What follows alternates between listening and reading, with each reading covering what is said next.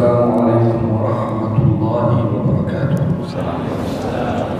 Ya Rabbana lakal hamdu kama yanbaghi li jalali wajhik wa 'azimi sultanik subhanak la nuhsi thana'an 'alaik anta kama athnayta 'ala nafsik.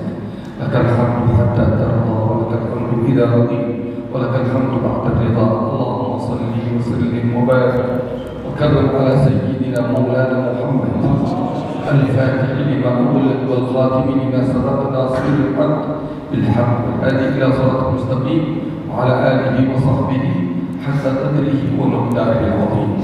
أحمده جل وعلا أن امتن علينا بهذا الجمع المبارك ونسأله كما جمعنا في هذه الدار أن يجمعنا في دار القرار مع النبيين والصديقين والشهداء والصالحين وحسن أولئك رفيقا. Sebelumnya saya minta maaf terutama para kiai, para sesepuh. Saya mencoba menerjemahkan semampu saya dan di sini banyak yang sudah ahli bahasa Arab. Mohon maaf nanti kalau terjemahnya kurang pas. Ya mestinya tidak perlu diterjemahkan, ini banyak yang para pengasuh pondok pesantren. Diterjemah apa enggak usah kira-kira? Hah? Terjemah. Mohon pinjam saya paham, tak usah terjemah. Sebab kalau diterjemah pasti lebih jelek terjemahannya dari aslinya. Jadi makanya saya minta maaf terlebih dahulu, nanti kalau terjemahannya kurang pas atau salah tolong ditegur saya. Ini Masya Allah, kayak Asy'ari, kayak Junaidi, kayak Abdurrahman ini sudah lebih mengerti nanti. Takut saya salah tolong dibantu kiai, tolong ikut. Jadi beliau bersyukur kepada Allah, menyampaikan ucapan alhamdulillah, salawat salam kepada Nabi Muhammad SAW, keluarganya, sahabatnya, dan beliau mengatakan semoga kita yang kumpul malam hari ini dikumpulkan lagi di surganya Allah Subhanahu wa taala bersama para nabiyyin, siddiqin, wa syuhada, wa salihin. Amin ya rabbal alamin. Alhamdulillah, هذا الكتاب عظيم يعني فوائده مستفاضة إلا أنني النقطة التي رغب الكثير أن نبحثها ونتكلم فيها وهو تسليط الضوء على مؤلف هذا الكتاب. هذا الذي يجهل كثير من المتعلمين، كثير من المدرسين يجهل سيرة هذا الكتاب. Alhamdulillah, kata beliau, malam ini kita mungkin lebih akan memfokuskan ya, karena ini acara Nahdlatul Ulama, kita akan lebih fokus spesialis untuk membaca kitab wasiatnya Nahdlatul Ulama, yaitu kitab Sulamut Taufiq, yang mana mungkin sebagian orang masih belum begitu kenal dengan ini kitab. Walaupun kitab ini singkat, pendek, tidak tebal, tetapi kitab ini sungguh sangat luar biasa dan sangat dalam daripada artinya kitab ini. فهذا الحبيب هو الإمام العلامة المربي عبد الله بن حسين بن طاهر بن محمد بن هاشم، ينتهي نسبه الشريف إلى عم الفقيه ثم تتسلسل النسبة إلى الإمام الحسين إلى سيدنا علي بن أبي طالب وهكذا إلى آخر النسبة الشريفة، فهو إمام علوي حسيني سني شافعي. Pengarang kitab ini sebagaimana sudah terkenal yaitu Habib Abdullah bin Husain bin Tahir bin Muhammad bin Hashim, nyambung sampainya kepada pamannya Al-Faqih Al-Muqaddam Muhammad bin Ali Ba'alwi sampai kepada Sayyidina Husain, cucunya Nabi Muhammad SAW. Yang perlu diketahui, beliau adalah seorang habib dan berakidahkan ahli sunnah wal jamaah, madhabnya dari madhab Asy-Syafi'iyah. Milad wa nash'atuh rahimahullah. Hari kelahirannya dan pertumbuhannya ketika belajar pengarang ini, lahir di kota Tarim di syahr Muharram am 1191 Hijrah, di bulan Muharram tahun 1184 Hijriah. Fi usrah kullaha tafuh bil ilm wal wara' was salah.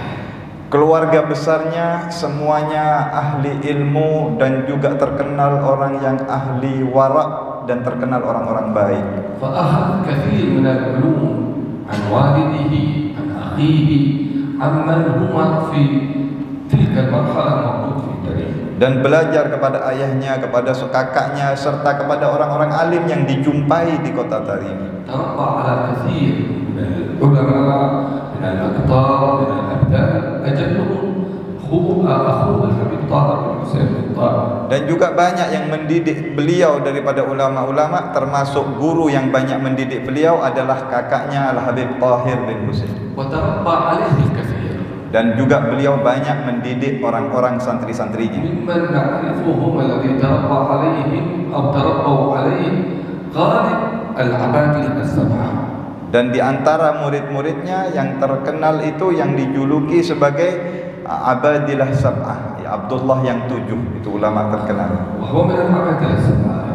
Dan beliau termasuk salah satu dari yang 7 tersebut. منهم الحبيب عبد الله بن عمر بن يحيى. Di antaranya juga Al-Habib Abdullah bin Umar bin Yahya. كثير من الفتاوى وكثير من المؤلفات. Dan banyak juga karangan-karangannya. ممن تعرفون أيضا الإمام عبد الله بن أحمد بسودان. Termasuk santrinya yang terkenal Al-Imam Abdullah bin Ahmad Basaudan, pengarang kitab Basaudan. كثير تربوا عليه. Dan banyak lagi yang terdidik daripada beliau. وأطال الله عمره إلى أن بلغ 83 سنة. Umurnya panjang muallif Sulam Taufik ini sampai 83 tahun. توفى في 17 ربيع الثاني عام 1272 للهجرة. Wafat tanggal 17 Rabiul Tsani tahun 1227 Hijriah. Bukan 27 يعني 72 Hijriah. Apa ini masalah? طبعا هو تلقى العلم، لم يكتفي بأخذ العلم من تميم ومن كان في تلك المرحلة، تلقى العلم أيضا رحل إلى الحجاز إلى مكة إلى المدينة وتلقى العلوم هناك وجلس فترة ثم عاد إلى بلده. Juga beliau banyak pergi ke luar negeri untuk mencari guru, ke Arab, ke sana, ke beberapa ulama yang ada di sana dan kembali ke kampungnya. هو تربى أكثر شيء على يد عمته، هذه إمامة في العلم، قالوا اجتمعت فيها كل صفات أو شروط القضاء إلا أنها امرأة. عمته أم كلثوم هذه اجتمعت فيها شروط القضاء، يعني عالمة مجتهدة اجتمعت فيها شروط القضاء إلا أنها امرأة. Dan yang paling banyak mendidik beliau juga adalah budenya, ammatinya, ya, saudara perempuan abahnya yang bernama Syarifah Ummul Kulthum, itu yang paling banyak mendidik beliau. Dikatakan ini amati beliau, budenya ini sebenarnya sudah terkumpul syarat sebagai seorang imam, seorang hakim, hanya saja dia perempuan sehingga dia tidak bisa menjadi seorang hakim atau seorang imam. لأنه والدهم كان منشغل يعني التجارة بما يوفي حتى في يده وقت تعليم، كان يأتي إلى بيت هذه البلاد وغيرها حتى يتربى أولاده أحسن تربية. Ayahnya seorang yang soleh dan juga sibuk dahulu untuk menafkahkan anaknya, banyak keliling ke luar negeri, ke macam-macam tempat untuk menghidupkan anaknya ini. فكانت هذه البابا الولية الصالحة تراقبه في كل مكان وإن كانوا قد تفسوه. Sehingga budenya tersebut, amatinya tersebut yang menjadi ganti ayahnya dan menjaga, mengawasi betul beliau muallif ini Habibullah bin ما Husain. يعرفون طريق إلا طريق واحد من البيت إلى المدرسة، ما غير ما يعرفون. Tapi anak ini terdidik sehingga tidak bertahu jalan kecuali jalan dari rumahnya ke sekolahnya, enggak tahu jalan lain. ممنوع يدخلون بيت هنا أو سوق هنا أو دكان، ممنوع. Dijaga pergaulannya sehingga tidak pernah kunjung ke sana ke sini ke rumahnya orang. Dia tahu rumahnya, ke sekolahnya, ke tempat dia belajar. أسواق التريم يقولون شيخ من لا شيخ لا. Padahal pasar di Tarim, kalau kalian melihat di situ isinya itu adalah kebaikan, bahkan dikatakan pasar di sana adalah guru bagi orang yang enggak punya guru. ليست كما أسواقنا اليوم، الموجودين في الأسواق سابقا هم أيضا من أهل الله ومن أهل المعرفة ومن أهل الطريق. Bukan seperti pasar-pasar kita sekarang, banyak yang di pasar orang-orang soleh yang akan mengajarkan kebaikan, yang akan mendidik juga di situ pasarnya.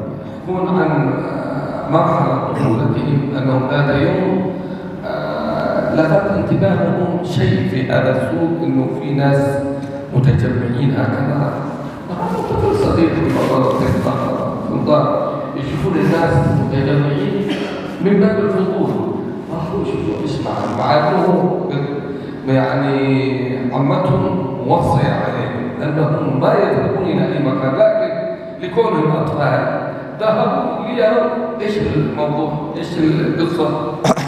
Suatu hari beliau ini, Habib Abdullah ini lewat di pasar, kelihatan orang ramai ngumpul. Namanya anak kecil, fudul, tertawa, terowongi, beda apa remak ramai pasar. Ada apa orang kumpul-kumpul? Yang namanya anak kecil, walaupun sudah dilarang, ya ngelihat, dia nyoba datang ngelihat apa itu ramai-ramai di pasar. فكان واقع الحال أن في ذاك اليوم ذبح في السوق جمل، هذا أنثى تقول أنتم، ذبح جمل، فمن باب الفضول كانوا يشوفون الذباح الجزار الذي يذبح الجمل لمح عبد الله بن حسين طار بزنطار الأولاد، هذا ما هو يعني مكانهم، ما هم متعودين أن يدخلوا إلى هذا المكان، فهذا شوف مع أنه جزار مع أنه ذباح لكن كان من أهل الله، فعرف أن هؤلاء ما هم مكانهم، هذا قال تعالى أنا بعطيكم هدية لعمتكم اليوم، إيش الهدية؟ سنعطيكم جزء من كبد الجبل. أعطاهم هذه الكبد ليس بقصد الهدية، بقصد أن ينبه العمة هناك في البيت إنه اليوم حدث شيء غريب، حدث شيء جديد، إنه اليوم دخل عبد الله بن حسين وطار الأسلوب، يريد يوصل لها هذه الفكرة لكن بأسلوب، ما يريد بأسلوب يعني جلد أو غيره. فهو لما أعطاها هذا أو أعطاهم هذا الكبدة على طول أولاد صغار راحوا إلى عمهم، هذه هدية من فلان، عرفت أنهم دخلوا السوق وجاء أنا الأدب والتوضيح. Ketika beliau ini, Habib Abdullah dan saudaranya yang masih kecil, Habib Tahir, melihat ramai di pasar, datang ke pasar. Ya, fudul, ingin tahu, ingin lihat ada apa. Ketika sampai di pasar, salah satu tukang penyembelih onta, yang waktu itu kebetulan ada pesta nyembelih onta. Tukang sembelih onta ini ngelihat, loh ini anak Habib Abdullah bin Husain, anak kecil ini, sang santri yang belajar, kok ke pasar ini, bukan tempatnya di pasar ini. Akhirnya dari begitu pedulinya, dari begitu menjaganya, sang penyembelih onta ini manggil, nak sini, ingin ngasih nasihat, ingin supaya orang tuanya ini tahu, saya mau ngasih hadiah ya, dan ini kasih hadiah ini kepada Bu Demo sebagai pengawas dia kan, orang tuanya. Ini dikasih sedikit hatinya onta, ini kamu bawa pulang, ini kasih hadiah kepada Bu Demo. Supaya apa? Supaya tahu kalau anaknya hari ini masuk ke pasar. Artinya pedagang di pasar pun menjaga, ini santri bukan tempatnya di pasar. Ini anak benih keneng nah berdeka dinto. Efek kere. Artinya lingkungan membentuk karakter seseorang. Oh ini santri bukan tempatnya di sini. Kenapa ada di sini?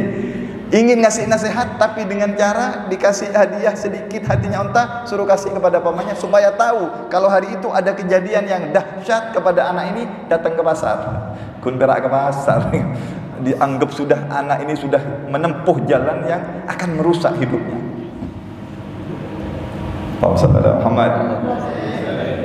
هكذا التربية كانت في السابق، ربما يتلفظ الطفل بشيء من الألفاظ اللي ربما اليوم عندنا عادي، ما ليست شنيعة. اليوم أطفالنا يلعنون، اليوم أطفالنا تخرج من ألسنهم ألفاظ نسبي أن نذكرها، كلهم يعرف أولادهم ماذا يقولون. ربما يوم من الأيام يتكلم معه يقول ما يخرج من أولادنا اليوم أبدا، لكن في ذاك الزمان وفي مثل هؤلاء الأئمة يعني كبيرة.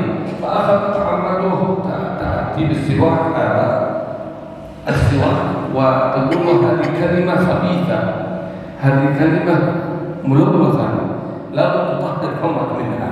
فأخذت هذا السواك تتركه في فم الطفل هذا حتى أدمت لذته، تقول هذا صوت ادخل، فخرج دم. قالوا هذه الكلمة الخبيثة اللي تكلمتها عنها قد ما تكون خبيثة بمفهومنا في هذا العصر، لكن شوفوا التربية فيه حتى يراقبونه في الألفاظ. إذا كان بهكذا لا يمكن بعد ذلك أن يتكلم الطفل في شيء أكبر من العالم. لذلك صاروا أئمة بهذه التربية. Itu pendidikan di pasar mereka. Kenapa mereka menjadi wali Allah? Di pasarnya ada pendidikan seperti di pesantren kita. Kalau kita sekarang di rumah di pesantren, banyak yang rusak, nah. Banyak yang jelek. Itu kenapa mereka menjadi orang wali Allah? Orang yang di pasarnya ada pendidikan yang luar biasa. Dan tidak dibiarkan itu. Orang pedagang-pedagangnya pun ikut bantu mendidik anak-anaknya. Mendidik walaupun bukan anaknya sendiri, anaknya dididik. Dan ketika pulang dimarahi oleh paman, oleh budenya, dijaga, dilarang lagi ke pasar. Ketika ada kata-kata yang tidak baik dari anak tersebut, muncul ada kata-kata sudah nggak sopan, bukan kata-kata kotor, tapi sudah mulai kurang sopan, itu mulai diawasi. Dengan apa? Caranya ngambil siwak katanya. Itu amatinya ambil siwak. Kemudian ketika anak itu ngomong kotor, sini. Itu anak kamu tadi ngomong kotor, kamu disiwak giginya dengan kasar sampai gusinya berdarah. Setelah gusinya berdarah, coba kamu meludah. Ketika meludah ada darah. Tuh, itu darah gara-gara engkau tadi ngomong kotor. Gara-gara kamu tadi ngomong tidak baik. Dari sejak kecil dilatih supaya jangan berbicara yang tidak baik, jangan berbicara yang tidak sopan, ya, untuk menjaga supaya ucapannya itu lurus sejak kecil. Ini pendidikan di rumah-rumah banyak tersebar seperti ini, penjagaan orang tuanya kepada anaknya sejak kecil. كذمة الحفاظ على الوقت لا يمكن أن يقاس به أحد أبدا، خصوصا في زماننا هذا من حرصه على الأوقات. Dan di antara keistimewaan beliau menjaga waktunya yang luar biasa, belum pernah kita akan menjumpai orang menjaga waktu seperti beliau. والدهم نقلهم من تميم إلى مسيلة الذي تعرف بهم الآن وهم لا زالوا صغار خوفا من الفتن في ذاك الزمان، عنهم لا توازن فتن ذاك الزمان بفتننا اليوم. ما في كان ذاك الموجود فينا لا ولا تي في ولا انترنت ولا غيره، ولكن لما شعروا انه بدأت البيئة تتغير نقلهم إلى المسيلة، فصاروا كل يوم يذهبون من المسيلة إلى تميم، يمكن يمشون ساعة أو أكثر كل يوم يمشون. شوفوا في الساعة هذه ما كانوا يضيعون الوقت، يتدارسون العلم وهم في الطريق، ما في كلام ما في علم، كله في تدارس العلم. Ayahnya memindahkan beliau, pindah dari Tarim, pindah ke kampung namanya Masileh, ya, beberapa kilo saja, ke desa gitu, sekitar 10-15 menit. Kenapa? Padahal zaman itu Tarim itu banyak aulia, tapi ayahnya sudah takut fitnah. Zaman itu nggak ada seniman, nggak ada handphone, nggak ada game seperti zaman kita, tapi ayahnya sudah takut karena sudah mulai dianggap oleh ayahnya sudah mulai ada perubahan-perubahan di zaman. Bagaimana zaman kita sekarang, ya? Anak kita hidup dengan gadget, dengan handphone.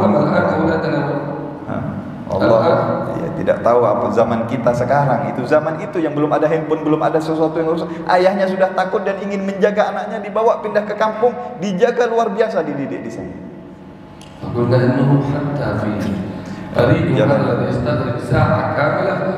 Setiap hari pergi bolak-balik dari kampungnya ke Tarim belajar. Berjalan itu yang kurang lebih 1 jam tidak dikosongkan, diisi dengan ilmu, diisi dengan belajar, mengingat apa yang diajari, faidah-faidah dari ilmu. Berjalannya pun dengan saudaranya, dengan koleganya nggak pernah kosong, selalu diisi dengan ilmu. Dulu jalan, nggak ada mobil, nggak ada kendaraan, setiap hari jalan.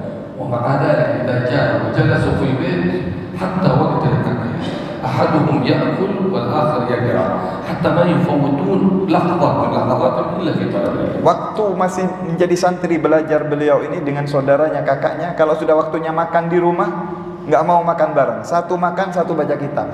Jadi yang makan dengarkan saudaranya baca kitab. Selesai yang satunya makan, kakaknya baca kitab, adiknya ganti makan. Nggak mau waktunya makan ini terbuang sia-sia, tapi diisi dengan ilmu. حتى نعرف إنه هؤلاء قبل أن يكونوا يعني أولياء أئمة كانوا علماء، كانوا طلاب علم، والولاية إيش هي؟ الولاية إن لم تكن للعلماء فلمن تكون؟ Supaya kita tahu mereka ini para wali-walinya Allah, imam-imam besar, orang-orang yang hebat ini bagaimana permulaan asalnya.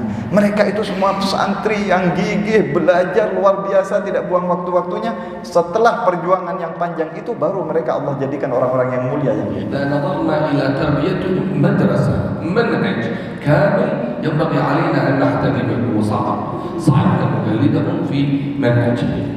Kalau kita sudah mendengar kisah-kisah seperti ini, lalu kita lihat zaman kita bagaimana jauhnya antara kita, pendidikan yang ada di rumah kita, di sekitar, di lingkungan kita, dengan pendidikan yang jauh sekali bedanya antara kita dengan mereka.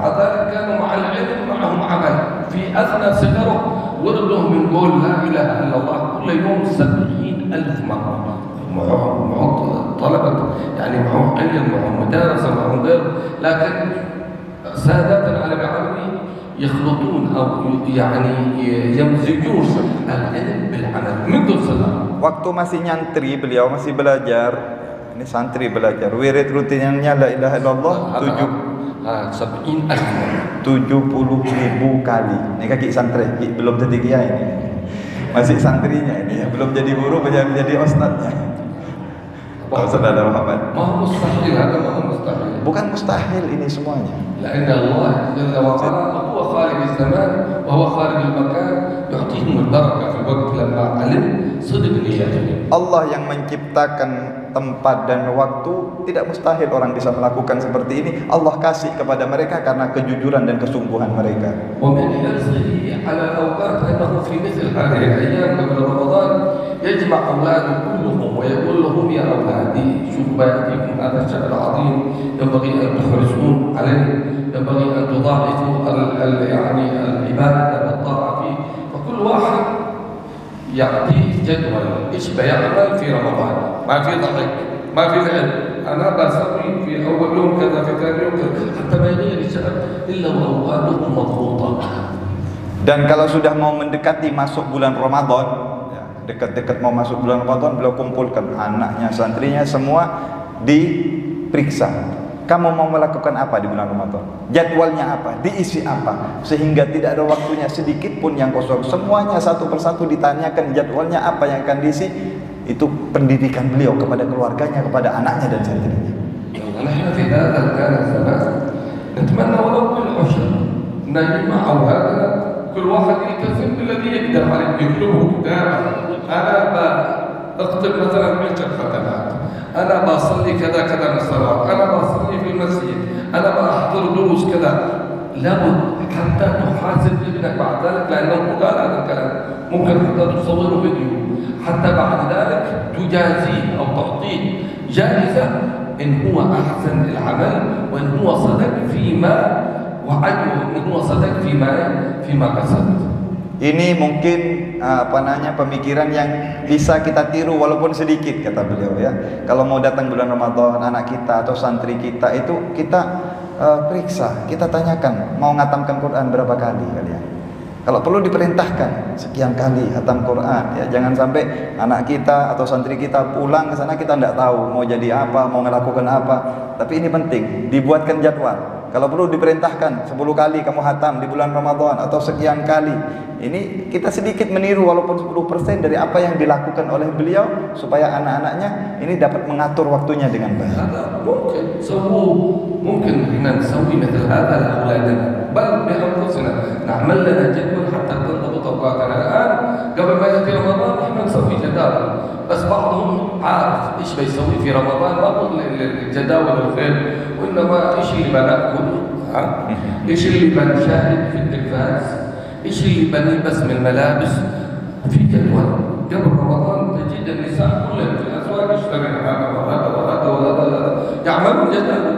يا حبذا ولا تنسى نصيبك من الدنيا. نعمل جداول لتضبط وقتنا حتى ما ينتهي شهر رمضان إلا وقد وفينا بما جدولنا بما وضعنا. Jadi ini tidak mustahil dan sangat bagus kalau mau kita praktekkan. Sebagaimana kadang-kadang kalau mau masuk Ramadan orang juga bikin jadwal.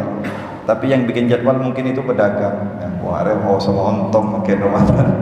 Dia mau cari untung di bulan Ramadan, atau kalau perempuan-perempuan misalnya mau makan apa nanti di bulan Ramadan, mau buka dengan apa, sahur dengan apa, sudah dipersiapkan. Itu urusan dunia ya. Wala tansa nasibaka minad dunya, itu ya enggak penting. Tapi bagaimana akhirat kita? Bagaimana waktu kita ini terisi penuh dengan ibadah, dengan kebaikan, dengan kemuliaan-kemuliaan. Itu kita perlu bikin jadwal untuk diri kita sendiri, untuk anak keluarga santri kita, dan siapa orang-orang yang kita cintai. Kita buatkan mereka jadwal supaya waktunya mereka penuh terisi dengan kebaikan. اعملوا هذه التداول وجهزوا يعني أهلكم، جهزوا أولادكم إنهم يعني قاموا بما توعدوا أو بما تعهدوا بأن يقوموا. إذا قال لك الولد أنا أختم 5 ختمات في شهر رمضان، كله جميل جدا وأنا أعطيك جائزة، وراقبه كل يوم شوفوا وصل إلى 2000، ما تتركه، لابد أنك أنت تتولى هذا. Dan ini baik, setelah kita tanya, kita bikin jadwal, mau berapa kali kamu nak, mau berapa kali kamu hatam di bulan Ramadan. Misalnya mau bilang, saya 3 kali mau hatam Quran 4 kali. Itu juga diawasi, dilihat, setelah beberapa hari dikontrol, sudah nyampe mana hatamanmu, sudah nyampe mana jadwalmu, sehingga anak itu bisa bertumbuh dan terjaga pertumbuhannya. Maka kita كل الأولاد كل واحد يقول أنا بسوي كذا بسوي كذا، ينتهي منهم يقولوا له أنت إيش بتسوي؟ احنا نبغى نعرف الجدول حقك، ايش الزياده اللي بتقدمها في هذا الشهر وانت ما قدمتها في الشهر الذي قبله. Setelah anak-anak ditanya satu-satu semuanya sudah jawab, terakhir anaknya tanya, engkau abah, kepada muallif ini, kepada Habibullah, engkau mau buat apa di bulan Ramadan? Apa yang kau kerjakan di bulan Ramadan? Kata anak-anaknya. يؤدي أوامر فقط سوي سوي سوي سوي، يا أيها الرجل المعلم غيره ألا لنفسك كان ذا التعليم، ابدأ بنفسك فانتهى عن غيرها، فإن انتهت عنه فأنت حكيم، فهناك يقبل من وعظت ويقتدى بالرأي منك، وينفع التعليم لا تنهى عن خلق وتأتي مثله عار عليك إذا فعلت عظيم. من السهل نأمر الولد روح المسجد، لكن الأفضل أنك تأخذ بيده وتكون أنت قبله إلى المسجد. Jadi di sini juga kita di samping merintah, tapi kita juga harus diri kita sendiri kita perintahkan. Jangan kita pandai memerintah, tetapi kita sendiri tidak mengerjakan apa yang kita perintahkan. Jangan kita pandai menyuruh, kita pandai mengatur orang, tapi kita sendiri tidak perintah amal. Lancar dulu, ada syair-syair tak ngerti, tapi insya Allah banyak yang ngerti. Intinya seorang yang memerintahkan harus mengerjakan. Lihat nanti apa yang akan dikerjakan oleh beliau muallif ini. Kaman. Kullu. Terkhis, yani kesimpulan. Lanjutkan dulu. فيقول لهم يا أولادي أنا ما عندي وقت كافي أن أزيد فيما أنا عليه في شهر رمضان. Kata beliau menjawab pertanyaan anaknya, nak, saya tidak punya waktu kosong di bulan Ramadan. Saya sibuk, saya tidak bisa main-main. Waktunya saya full semuanya bulan Ramadan untuk ibadah. Padahal beliau itu di Ramadan atau luar Ramadan sama semuanya, waktunya penuh terisi. Kata beliau mengatakan kepada anak-anaknya, yang punya waktu mau dijual sejam, setengah jam, saya mau beli waktunya. Waktu itu tidak bisa dibeli. Kalau orang buang-buang waktu banyak memang. وإذا جاء أحدهم يأتي إليه مستفتيا ما يقبل إلا ضروري يكون إما يستفتي أو يحمل كتاب مستفيد يريد يقرأ عليه، أما يأتي هكذا مشان يبغى كما قلنا لكم الحالة اليوم بعض الناس يأتي يبغى صورة، يبغى سيلفي معك يا حبيبي